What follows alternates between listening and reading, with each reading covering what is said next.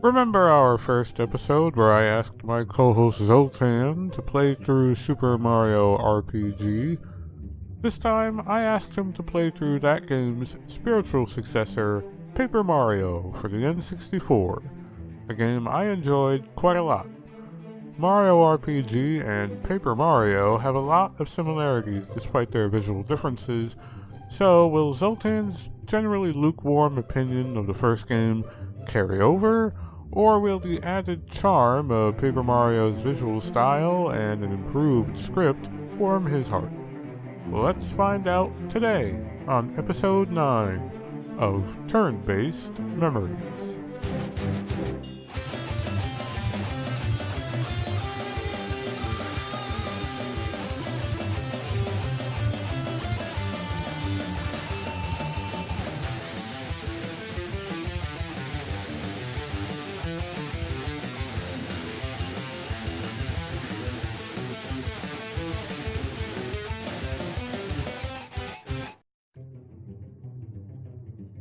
For this episode, I'm trying something a little bit different. It's been a long time since I've touched this game, and I want to dive into this without having any kind of refresher of my own. Let's begin. Released in 2001. Wow, that's a lot later than I thought. Paper Mario was designed by Nintendo's second-party studio Intelligent Systems, makers also of the recent Fire Emblem games, since Square's relationship with Nintendo was still very much on the rocks at this point. The game's standout characteristic is its visual style of a papercraft world that takes clever advantage of its presentation to allow characters to squeeze through tiny spaces and roll up into tubes, shred parts of the background, and other fun things. The through line to Mario RPG is the combat system, which is lifted more or less completely while also being refined and made less opaque. In the game's turn-based combat, you need to make timed inputs on your turn to score extra damage, and now it's much more clear how you're meant to do that. You also need to defend by pressing the A button right when you're about to take damage, and again, the game makes this system much more transparent by using exaggerated enemy animations. It was still a clever wrinkle in the traditional turn-based combat system at the time, but I think Zoltan will still be able to appreciate this. The combat and progression are all very simplified, again, in keeping with Mario RPG's simpler game design. You only get 2 party members at one time, hit points never go much above 100, damage numbers never crack double digits, and the equipment and shopping systems couldn't be any more straightforward. If you're looking for something more robust, you won't find it here, and that includes any real challenge. So maybe Zoltan won't be blown away by the combat or the shopping. Okay, fine. But how about the story? Was it too simple? Zoltan's not the doom and gloom kind of guy, so I think the game's charming story and sometimes clever dialogue will be much enjoyed. If I had any doubts about this game, it's that it was like one of maybe 3 legit role-playing games on the N64, and I was absolutely starved for some good turn-based gameplay, because I didn't own a PS1. But Zoltan did, and he didn't need to settle for the scraps the N64 kicked his way. Is there enough substance in this game? Well, I think so, but does Zoltan? We'll have to stay tuned for the thrilling conclusion on next week's episode. Actually, no, we're doing this now. We're gonna go right ahead and do it now. Go ahead, Zoltan. Hello, it's the legendary Zoltan, here to review Paper Mario, just like Mel asked me to do. I was really excited to play this game because it's Mario in an RPG. I've already played a game like this and I didn't like it, but this one should be a high-quality game. So is it? When I started the game, I was impressed at how good the 3D graphics looked, despite the hardware. I was worried that the type of graphics that looked bad enough on the original PlayStation would just be unbearable on a Nintendo 64, but they actually pulled it off, thanks to the paper aesthetic art style. Better than Legend of the Seven Stars? Yep. Now how about that charming story? poor misunderstood king of the Koopas. He just wants a little lovin', but he won't settle for any random ass bitches. He wants the hottest and richest babe in the kingdom, and he's willing to do anything for her, even kill people. This story is not a detriment, but neither does it excite me to see the next cutscene. Better than Legend of the Seven Stars? Perhaps not. The last aspect of the presentation I'd like to talk about is, of course, the music. Actually, I would just like to ask you, the listener, which would you rather listen to? This?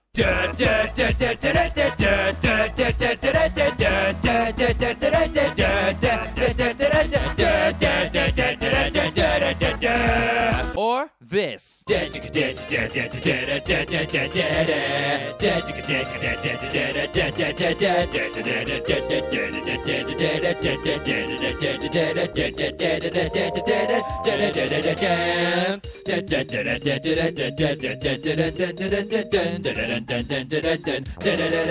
I'll just let your imaginations run away with that confusing comparison until Mel asks me about it in the discussion segment. Now let's get to the meat of the potatoes. How did it feel to play the game? How was the exploration and how was the grind? Running around the Mushroom Kingdom felt nice with all the colorful areas and cute monsters, not to mention the sweet-ass puzzles which you use your party members to solve. That was great. The hub area of the Mushroom Town had so much stuff in it that I had to draw a map. Not bad. Exploring rewards you with battle items, coins, and badges. Items aren't bad, badges are amazing, and coins are pretty good because you can use them to buy more badges. Badges? We don't need no stinking badges. No, we do need all the stinking badges. There is no other equipment in the game, just stinking badges. These badges do everything from increasing your stats to granting you battle abilities and even supplying your body with all 9 essential amino acids. Finding sweet badge combinations is where it is at in Paper Mario. But you can't just equip every badge you find on the street. You have to have enough badge points to equip them all. And you get more badge points by leveling up, y'all. As soon as I had more badges than I could equip, I knew what I wanted to do in this game. I wanted to grind up to the point where I could equip all the badges, have all the greatest abilities, all the greatest stats, and eventually turn Mario into a Koopa-destroying god who could end any random battle in a single attack. My god, it will be beautiful. And I knew that the process of getting to that point would be a great time too, because have you seen the level increases in this game? They are insane. Paper Mario takes full advantage of a small-scale statistics system, which is a term that I totally just made up right now. The amount of hit points, magic points, and damage in games such as Dragon Warrior and Chrono Trigger are far fewer than in Final Fantasy games or any other RPG out there. This makes it easy to see how much you improve on each level up, and each number improves by a larger percentage. Paper Mario takes supreme advantage of this by having the smallest numbers I've ever seen in a game. Even by the end of the game, the most damage you'll do is like 10 damage. So your early level ups are like plus 50% HP, double the badge points, double the magic points. Paper Mario, you had me not at hello, but at leveling up and badges. And you lost me at 30 badge points.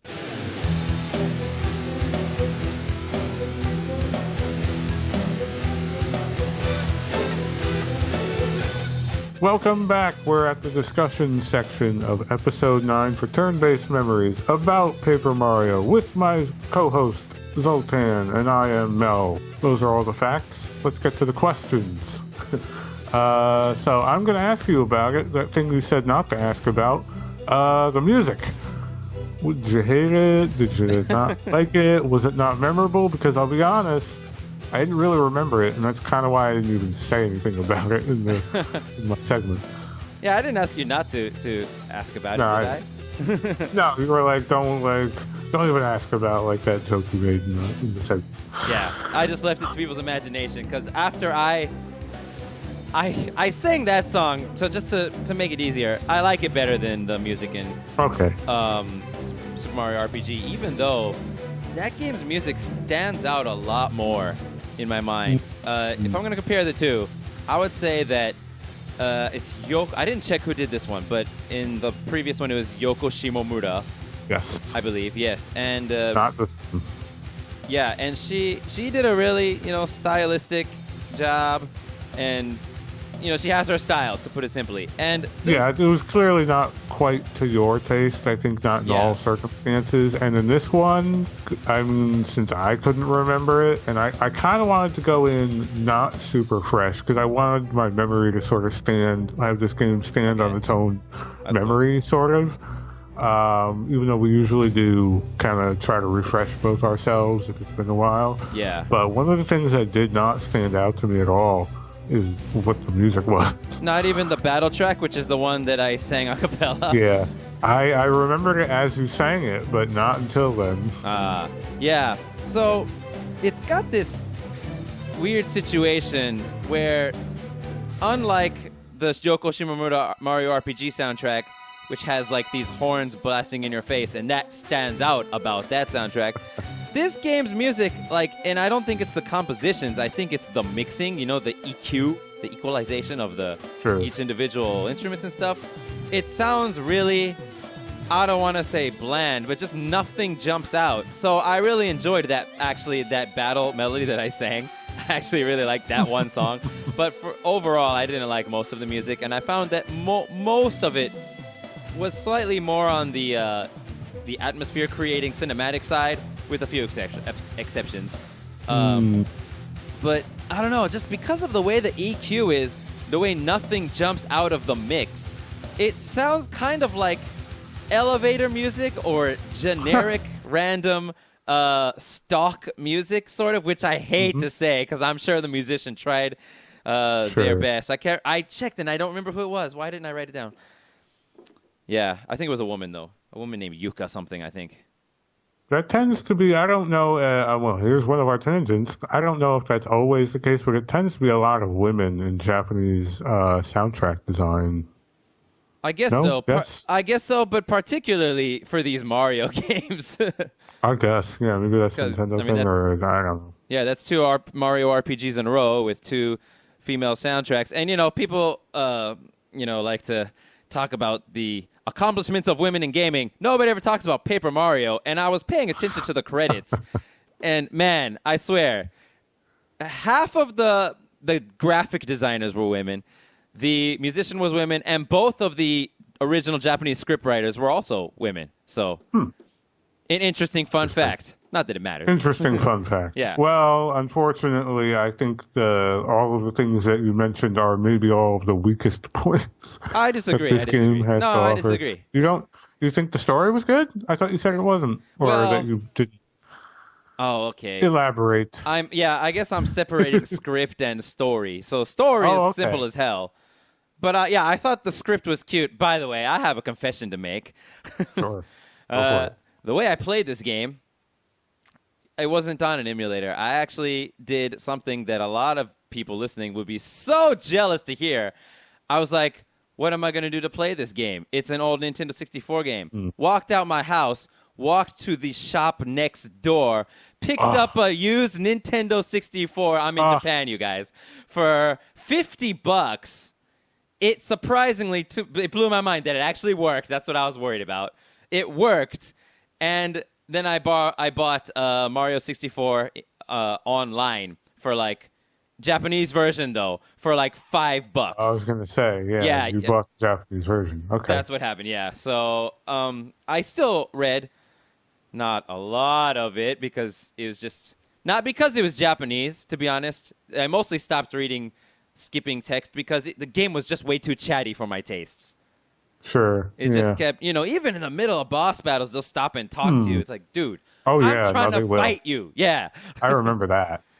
Yeah. That became a Paper Mario sort of thing. Like they started. It seemed like they tried to, I don't know, evolve the humor that was kind of nascent in Mario RPG, and I think they wanted to sort of make it their own and not just like totally crib everything that Square sort of set off, because the Mario RPG was like it didn't take itself very seriously at all. So Yeah. I think they wanted to sort of carry that forward, and it's Nintendo. It fits. They don't want something over serious, and Yeah. Not as dramatic as, the evil Santa Claus guy in Super Mario Yes. RPG. that's right. But they made it even more comical. But I think they didn't quite hit their stride with this one. I think all of the characters bordered on being just a little too generic. Like, I went through and reread like the major points of the game, and I was like, oh yeah, that guy was in it. Oh yeah, this one. Like, some of your party members are not much more distinguished than like the normal enemy types that they take after. Yeah. But if you were to play the next Paper Mario game, hint, hint, Okay. you might find that that is no longer the case. Oh. But we'll see. We'll Okay. get to that later. Yeah, later. What's up? So my next question, Sorry, can I continue about the script a little more? go for it. Yeah, so I played it in Japanese, and as I was reading it, as a person who's read lots of children's books to my daughter in Japanese, this is just like a children's story, like right there. And, everything that everyone says is very, like, simple, just like typical Japanese children's story phrases, which I suppose makes them good, but also maybe a little generic as well. So, I mean, I thought they did a good job. And if we're just talking about script apart from story, I'd say they did a great job because I freaking loved some scenes. For example, multiple times throughout the game, they bust out a quiz game on your ass. I love that. Yeah. And one of them, one of them was during like the Peach segment, and they're like, "Hey, Peach, tell you what, if you cooperate with us, we won't tell Bowser you escaped from your cell. So come over here." And I'm like, "Oh man, what is he gonna ask us to do?" Okay, it's time for a quiz game, and the background changes into like a game show set. It's amazing. There's a lot more of that in the follow-up game, and this one I think really did try to set like that sort of I don't know what's the word, like non sequitur, almost like fourth wall breaking, kind of like we're playing with the aesthetic of the game, and we're kind of letting you in on it, and it goes all the way through to the combat, because you're fighting on like a stage. You know, so it's like everything is kind of meant to look like it's like the storybook, I guess, really. Like a storybook, I think was the original germ of the idea. But some other people, and this isn't my observation, I've noticed some other articles were out there a while ago about how this is a really common thing throughout a lot of Nintendo's games, where they sort of dress things up to almost look like everyone's putting on a show for you in their game. Like Mario 2 and not 2, 3 was a lot like that. Yeah.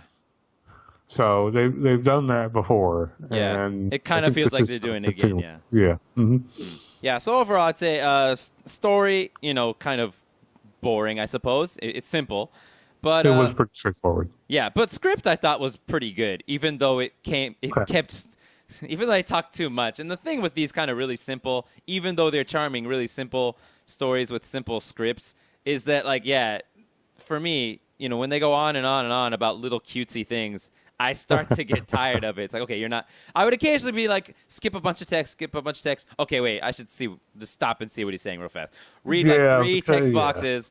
Nothing that I needed to really read. Okay, start skipping again.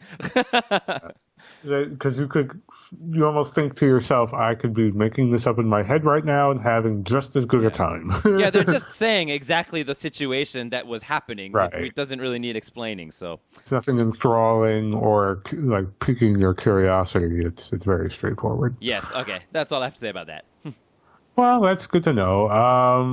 Yeah, a lot of that story, I knew the beats of it, but I wasn't sure quite how well the humor carried through. So, but let's go on to question number 2, and I really like this observation of yours. Noticing the really, really low stat numbers in the game is a thing that I always noticed, but was never quite sure if anyone else cared about or liked. Maybe they knew it, they noticed it, but maybe they didn't remark about it internally.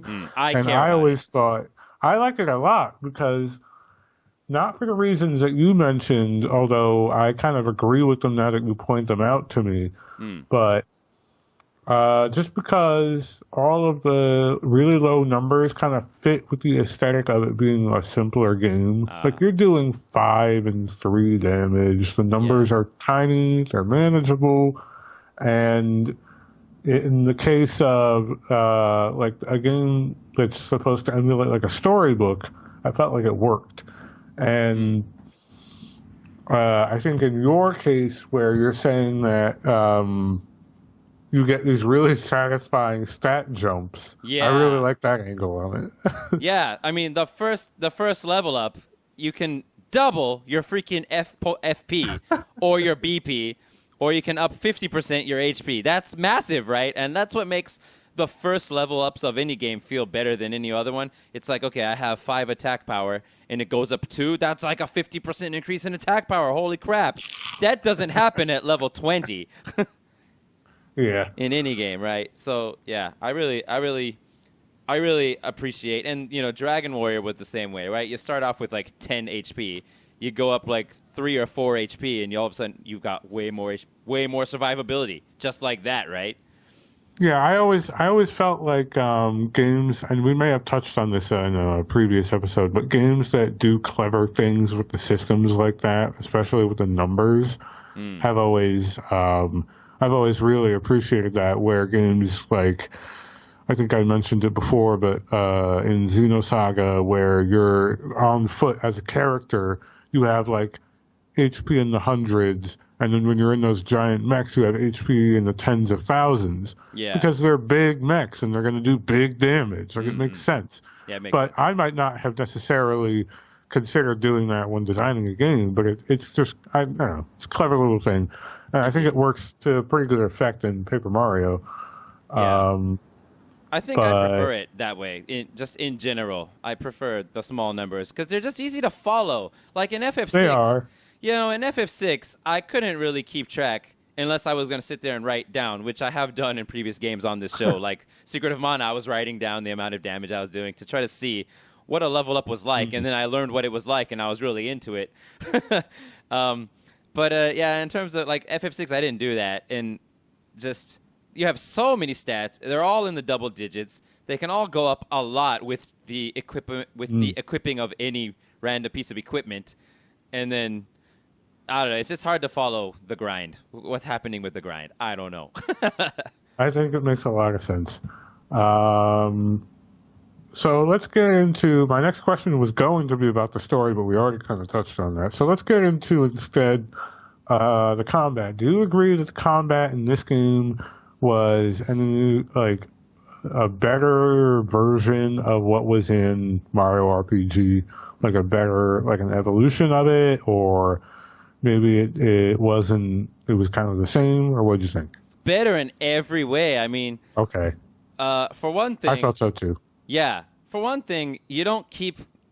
I mean, I guess it's nice to have the options in Super Mario RPG, but you don't keep getting all these different weapons that all have very confusing separate timings. You do have... Okay, I guess I'm wrong. You do have a couple things, but you have those things for the whole game. You have your hammer, you have your jump attack.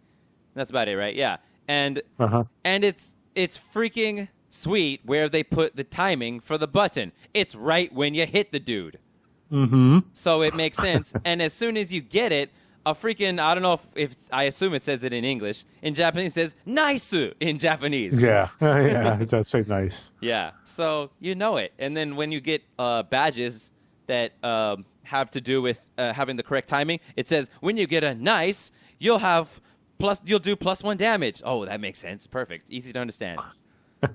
Yeah, I did like it. There was a sort of simplicity to it. The badges to kind of play into that in a big way.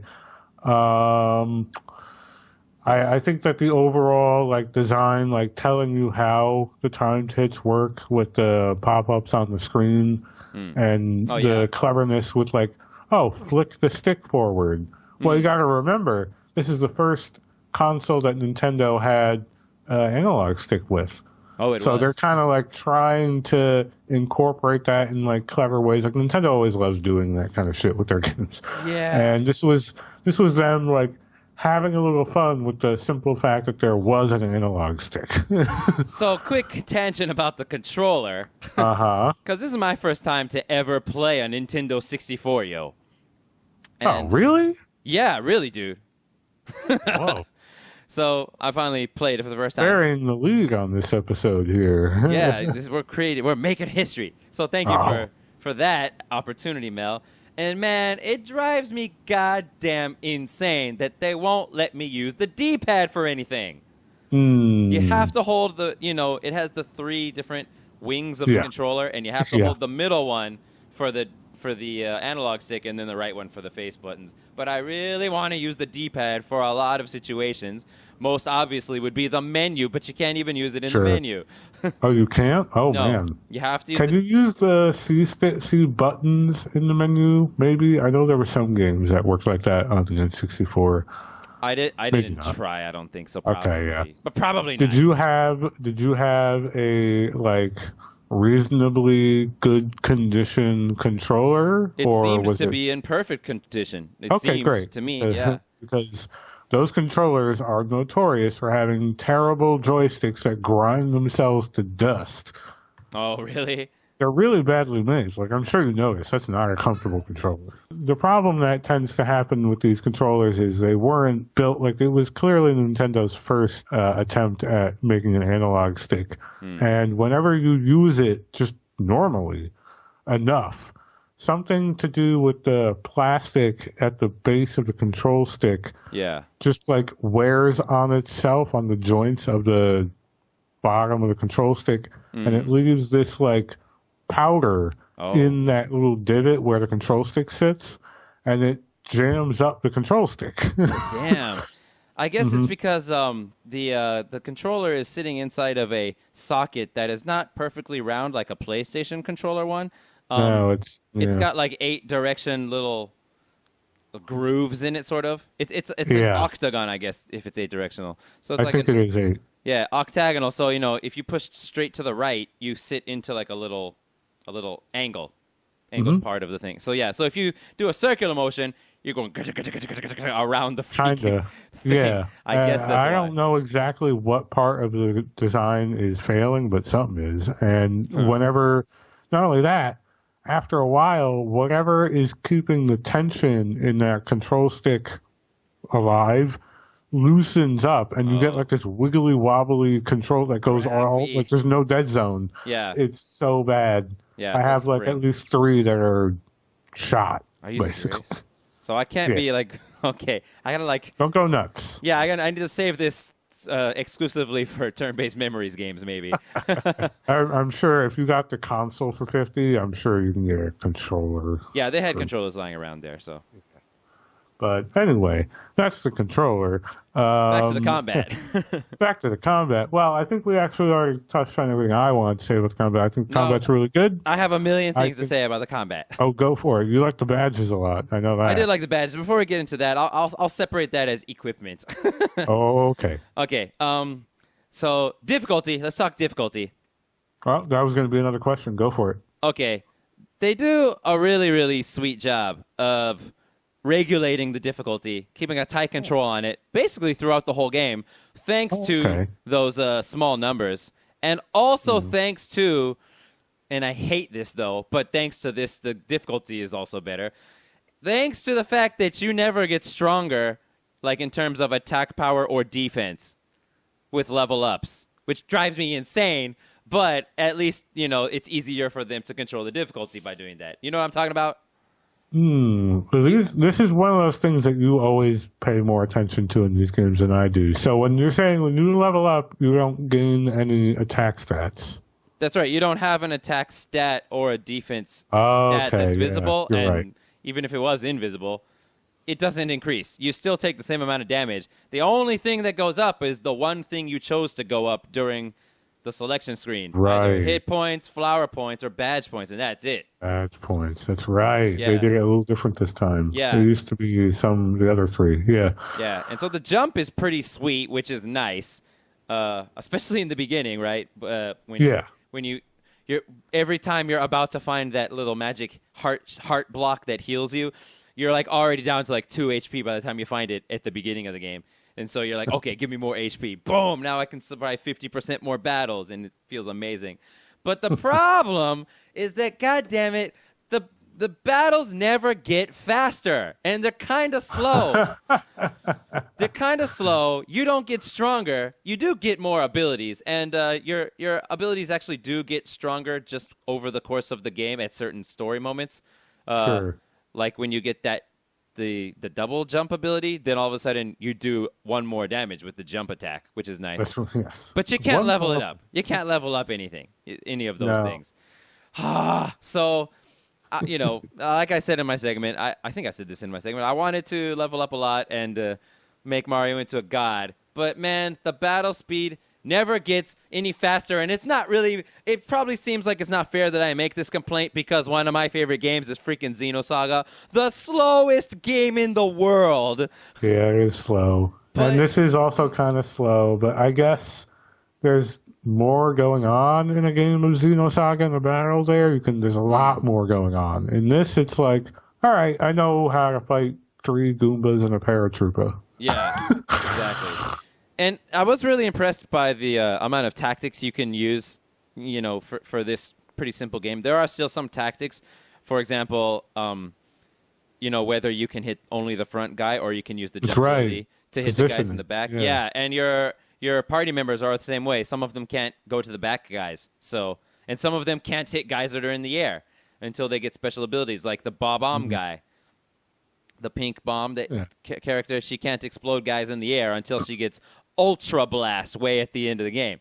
There is kind of like a puzzle element to every fight that they kind of want you to, decode or work on, like solve, so to speak. Yeah, and thanks to that, there were some really sweet boss battles. I was quite impressed by the Cloud boss at the end of the flower field. I do remember that one. Yeah, that's the one where you hit him, and however much damage you did, that number of cloud cohorts comes out of him. And which sounds like an offensive thing, but actually, then he sucks them back in, and he regains HP. And honestly, I don't know what the intended best way to do that is, but I managed to beat him, so that was cool. Yeah, I think you just got to whittle him down or focus on like group attacks so that he sucks in fewer of those, added mobs. Yeah. Kind of thing. So that was a really cool fight. And the other fight I really liked was the Crystal King at the end of the ice level, which I think was the 7th, the final. Well, the Bowser Castle, the final world. In the ice world. Nope, I don't remember that one. Okay, well, he doesn't really, like, his appearance is hard for me to even remember now, even though I just played it. Well, the fight, though, I don't quite remember the fight. Okay, yeah, so I don't remember the appearance, but just the thing that I remember is that he would freaking paralyze Mario, and so I'd be like, crap, okay, I can only use my secondary character for a while now.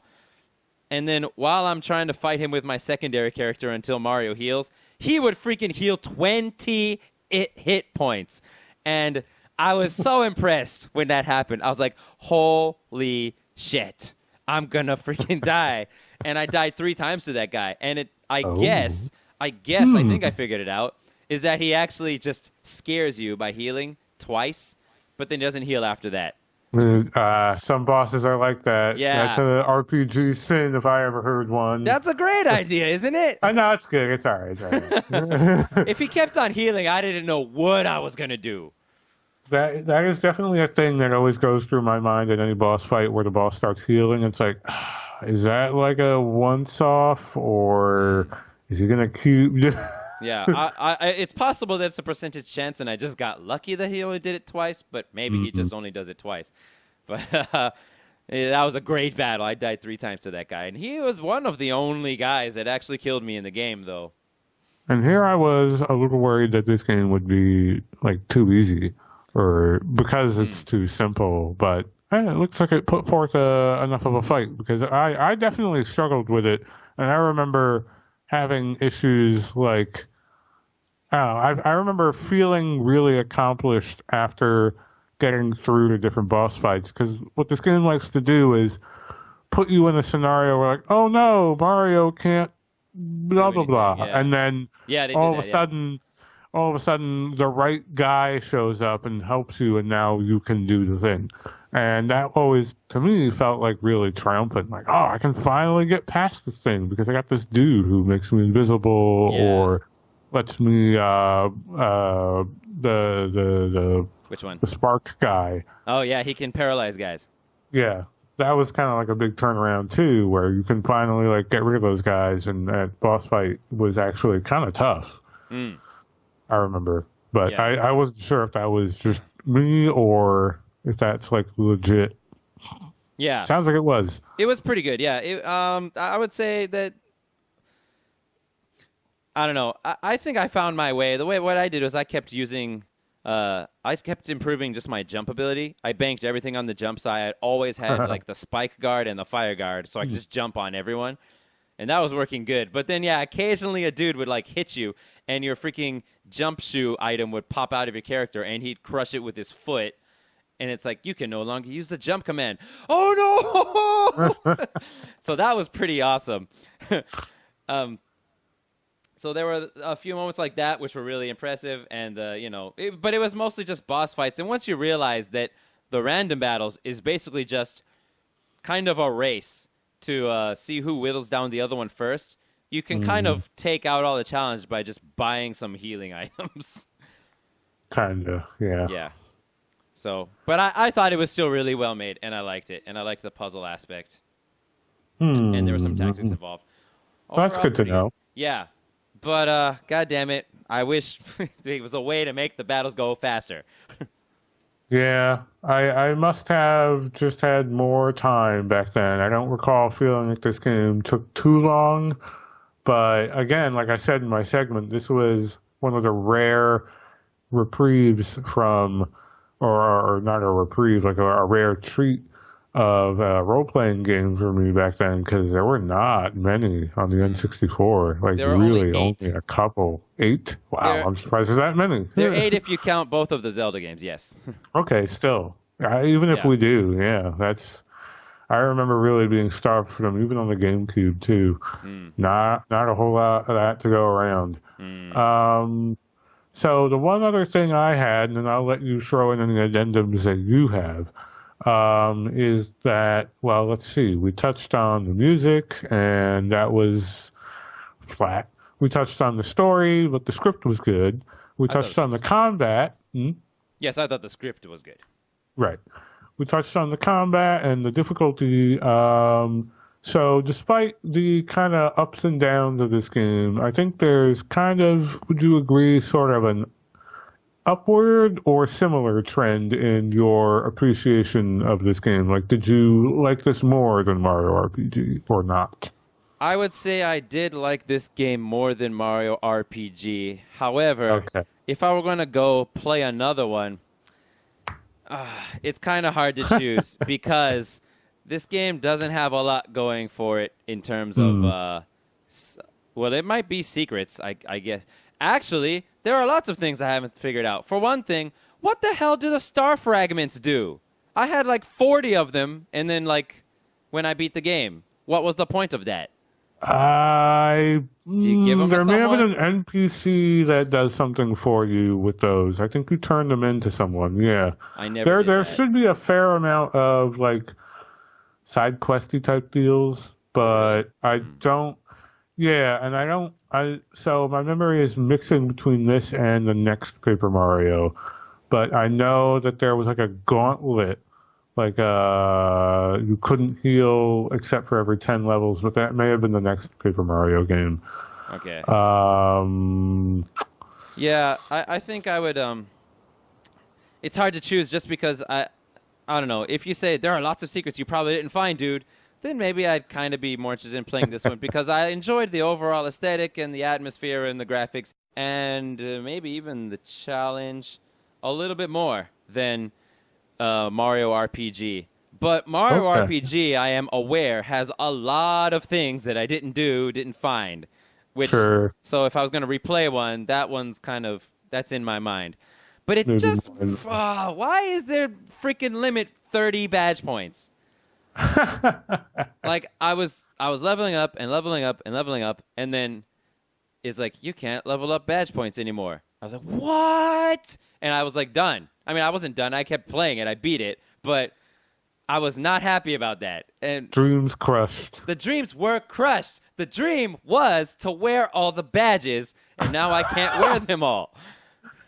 Oh, I love that. I love that you were just like, one day, I'm going to put all these fuckers on. That's what I was going to do. Dude, did you know that if you go to that badge shop, he occasionally has duplicate badges, like ones that you had already bought or already found? And so I was like, okay, what happens if I buy one that I already have? So I bought one of those +5 maximum flower points badges, and then I went into it's like the exact same name, the exact same icon. There's no way I'm going to have 2 of them. Sure enough, you can have 2 of the exact same badge. So my question to the world out there, if you don't know the answer, Mel, can any possible badge in the game have have a duplicate? Like, is it possible for me to just get the badge that just increases your attack power by 1, buy 5 of those, and then just equip all 5 of those, and boom, I deal like +5 damage with every movement? Is that a possibility? I would imagine that only certain badges show up for sale as potential doubles, but that I don't know. I do know that when I was a kid, I had a Game Shark, and I gave myself infinite badge points once, and that was fun. Oh, yeah. That must have been fun, yeah. That was funny, because you can actually, there's a way to infinitely like stall the game if you perfectly time, because there was also like a cheat code, like all of your timings are perfect. Okay. And there's like so like, you know, you swing the hammer, it always gets like the perfect hit. Yeah. Or the whatever. But there's that jump move. It doesn't end, dude. No, I think it has an ending, doesn't it? Mm-mm. It goes on forever. It waits until you mess up. And the thing is, though, the timing changes. This worked the same way in Super Mario RPG, where the timing after, I don't remember anymore, but a certain number of jumps would start to slightly change. And it wouldn't just be that the window got narrower. They would start altering the timing to throw you off and get you to stop. But there is always a way to do it. And there's like a record high score for jumps in Super Mario RPG. I don't know what it is, but you could look it up.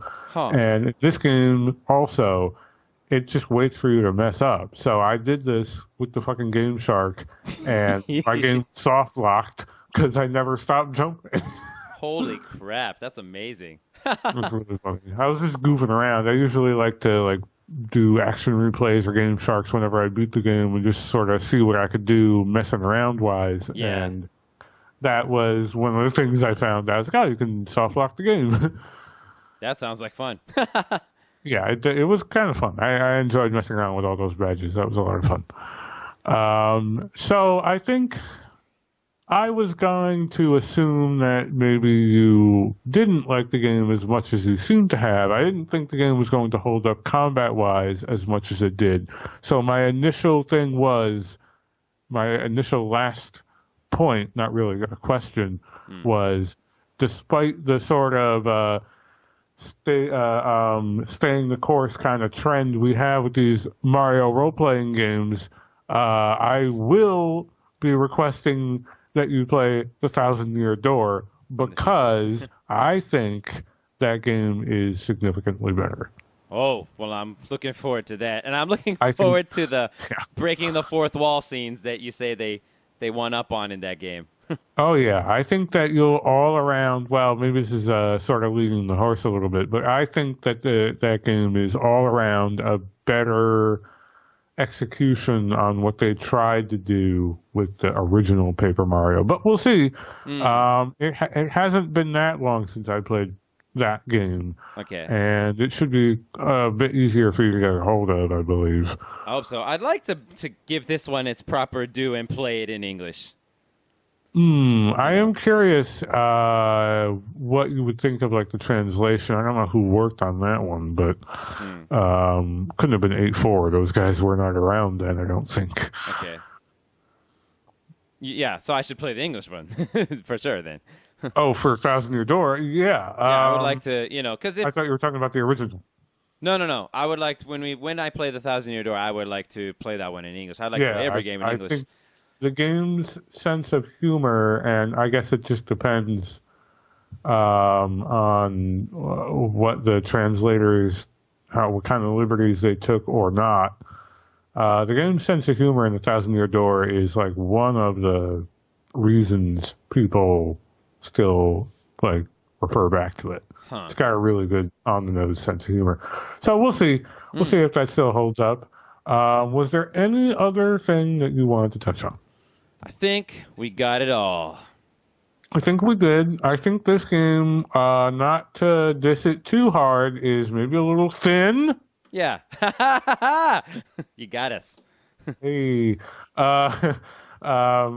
But in reality, yes, I think it's a little thin. I think some of that's on purpose. Yeah. But I think some of it is just true. Like, we actually already made a pun we didn't realize when I said the music is flat. Oh, damn it. We missed our own puns. Missing the puns. Damn, we're off our game. No, I think that it's just kind of true. The game doesn't exactly bring a hell of a lot to the table, but it does try. I think it's still a really good introductory kind of thing for kids to kind of grasp what turn-based combat is as a general rule. Mario and all the characters very approachable. Story's not too daunting. You're not going to get bored if you're a kid or whatever. Yeah. But I think a lot of that it becomes more genuinely for all audiences.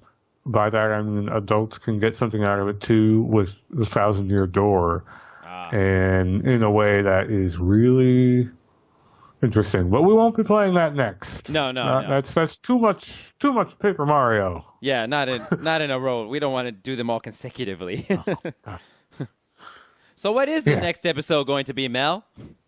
The next episode is going to be a return to Final Fantasy. What Final Fantasy? Well, let's take a look at the last one. What was it, 6? Yeah, we did all 6. Right, We've done 4 by and 2. 6. That would be 12. Oh!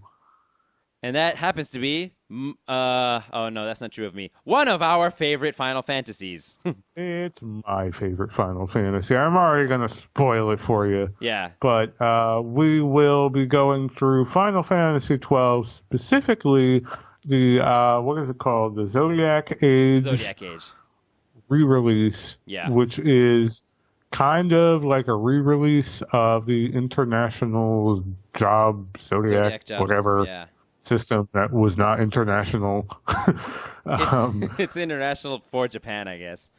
Guess, whatever that means. Yeah. So it's a slightly different take on the original license grid that was in the original release of Final Fantasy XII. And I will be playing it on the PC. Zoltan, what platform will you be using? I have started it on the PlayStation 4. Right. I have also started it previously as well. So we will be going through that.